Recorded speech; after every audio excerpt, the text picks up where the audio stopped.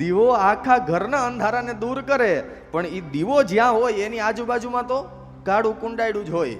એમ આપણે ભલે બહાર ગમે એટલા સારા હોઈએ, આપણને છે ને બહારના લોકો તો પછી હેરાન કરે, પેલા અંદરના લોકો જ વધારે હેરાન કરે. અહીંયા પરીક્ષિતે પણ પેલા બ્રાહ્મણોની સેવા કરી હતી.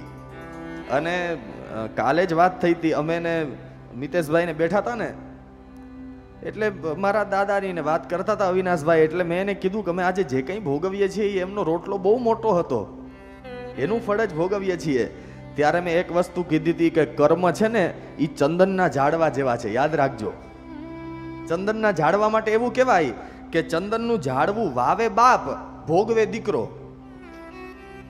વાવો એટલે તરત એમાંથી સુગંધ ના આવવા માંડે, ચંદનનું ઝાડવું પાકતા એક પેઢી વહી જાય. કર્મ છે ને એ ચંદનના ઝાડવા જેવા છે. તમે જે કંઈ કરશો એ તમે ભોગવો કે ન ભોગવો, તમે હારું વાવીને જાહો તો તમારા સંતાનોને એ ભોગવો, એ ફળ મળશે. અને તમે અહીંયા પાપના પોટલા બાંધીને જાઓ ને તો તમારી પેઢીઓને ભોગવવું પડશે. યાદ રાખજો, કર્મ ક્યારેય કોઈને છોડતા નથી. પાંડવોનું પુણ્ય હતું, પરીક્ષિતનું પૂર્વનું સત્કાર્ય હતું. એટલા માટે આજે મૃત્યુનો સમય હતો તો બાજુમાં આજુબાજુમાં સારા લોકો એને બોલાવવા ન જવા પડ્યા. ભૃગુ, વશિષ્ઠ, ચ્યવન, વ્યાસ, પરાશર બધાય સામે હાલીને આવી ગયા.